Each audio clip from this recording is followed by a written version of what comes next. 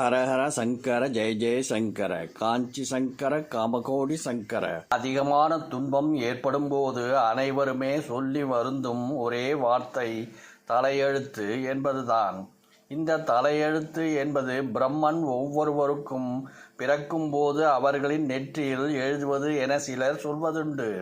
ஆனால் இந்த உலகில் உள்ள பல கோடி உயிரினங்களில் தலையிலும் பிரம்மன் எழுதுகிறார் என்பது ஏற்றுக்கொள்வதாக இல்லையே என்று பதில்வாதம் செய்பவர்களும் இருக்கின்றார்கள்.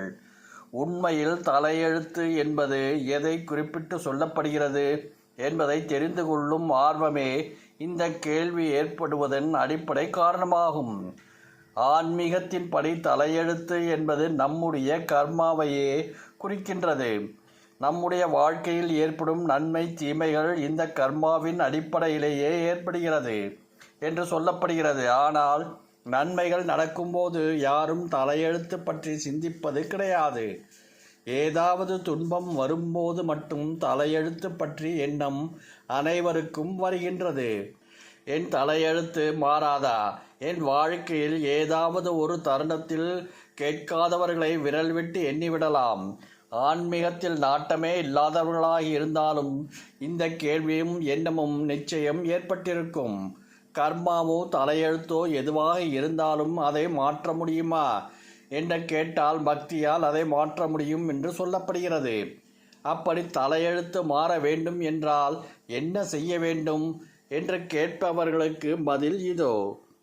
ஓம் நமஸ்தேஸ்து பகவான் விஸ்வேஸ்வராய மகாதேவாய திரியம்பகாய திரிபுராந்தகாய திரிகாலக்னி காலாய காலாக்னி ருத்ராய நீலகண்டாய வித்யுச்சய சர்வேஸ்வராய சதாசிவாய சீமன் மகாதேவாய நம.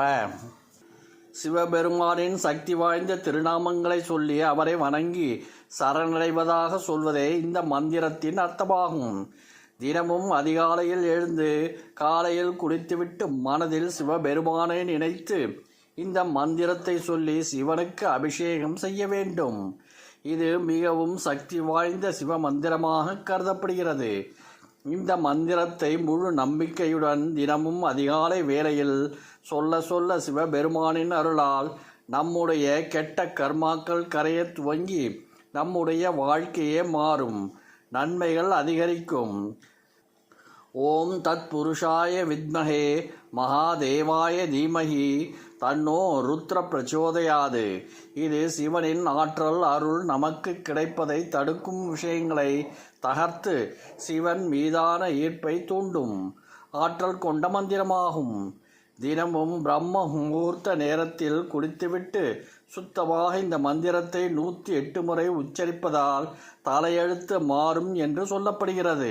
ஹரஹர சங்கர ஜெய ஜெய சங்கர காஞ்சி சங்கர காமகோடி சங்கர.